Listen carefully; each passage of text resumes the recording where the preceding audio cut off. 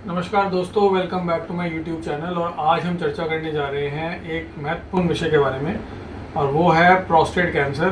तो एक नई रिसर्च आई है जिसमें कि क्या प्रोस्टेट कैंसर की जो प्रॉब्लम है वो यंग एज से स्टार्ट हो सकती है। क्या बच्चों में खान पान को लेकर ऐसा हो सकता है कि आगे चल के उनको प्रोस्टेट कैंसर की प्रॉब्लम्स बढ़ जाए। तो इसीलिए ये पेरेंट्स के लिए बहुत इम्पोर्टेंट वीडियो है, और इसको आप ध्यान से देखिए और इसको फिर आगे मंथन करके अपनी जीवन शैली को भी चेंज करना पड़ेगा। तो जो रिसर्च है वो रिसर्च अभी अभी पब्लिश हुई है, और स्वीडन से रिसर्च हुई, जिसमें कि करीबन 2.5 लाख लोगों को जो है स्टडी किया गया।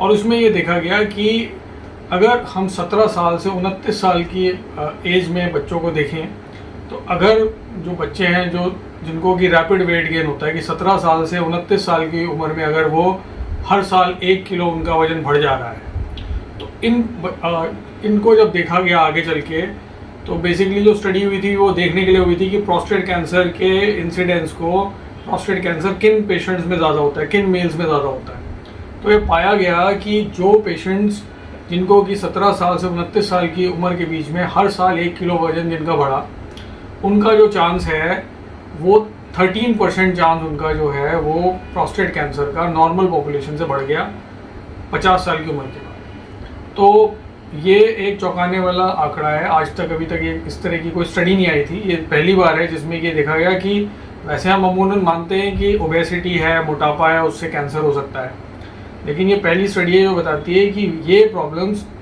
जो है अगर उस टाइम पे ही अगर आपका वजन बढ़ने लगता है। आजकल हम देख रहे हैं कि बहुत ज़्यादा नॉनवेज ज़्यादा लोग खाने लगे हैं, स्पेशली नॉनवेज कंजम्पशन जो है इंडिया में बढ़ रहा है। इसके अलावा मोटापा बढ़ रहा है, ओबेसिटी का एपिडेमिक है, डायबिटीज़ का एपिडेमिक है। एपिडेमिक मतलब कि मैक्सिमम पॉपुलेशन, स्पेशली एक तो बच्चे हैं वर्कआउट नहीं करते और माँ बाप उनको ओवर फीड करते हैं। भाई वो पिज़्ज़ा खिला रहा है, कोई पेस्ट्री खिला रहा है, कोई बेकरी का सामान खिला रहा है। तो जो बच्चे रैपिड वेट गेन कर रहे हैं 17 साल से 29 साल के एज में, उसमें क्या होता है कि प्रोस्टेट जो सेल्स होते हैं वो इसके अंदर, वो बॉडी फैट एक तरह से प्रोस्टेट कैंसर सेल के फ्यूल की तरह काम करता है, ईंधन की तरह काम करता है। जैसे आपने कार चलाई तो उसमें पेट्रोल एक तरह से इंजन है, तो जो फैट है आपकी बॉडी का वो प्रोस्टेट कैंसर में एक ईंधन की तरह काम करता है। और इस वजह से ये देखा गया कि इन पेशेंट में प्रोस्टेट कैंसर की जो लक्षण है वो बढ़ जाते हैं। इसके अलावा ये भी देखा गया कि जो प्रोस्टेट कैंसर में अगर डेथ हो जाती है, तो यूजुअली प्रोस्टेट कैंसर की वजह से अमूमन जो डेटा है यूके का है, जिसमें कि करीबन 12,000 के करीब लोग हर साल इस कैंसर की वजह से उनकी डेथ हो जाती है, मर जाते हैं। तो ऐसे में ये देखा गया कि जिनका फैट कॉम्पोजिशन ज़्यादा है, जो मोटे हैं, उनमें मोर्टेलिटी भी, जो उसका रिस्क 27% ज़्यादा है। तो ये इम्पॉर्टेंट चीज़ है कि अगर हम अपने लाइफस्टाइल को बहुत पहले ही बदलना पड़ेगा। जो आपको बच्चों को अगर देखना है कि वो स्कूल में अगर वो स्पोर्ट्स की तरफ उनको डालना पड़ेगा, पढ़ाई अपनी जगह है पर स्पोर्ट्स भी करना पड़ेगा, और खान पान पे ध्यान देना पड़ेगा right from the age of 15 old.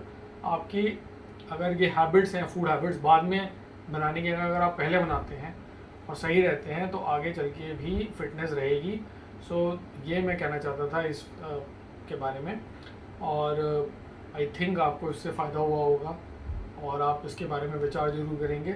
नमस्कार, आपका दिन शुभ हो।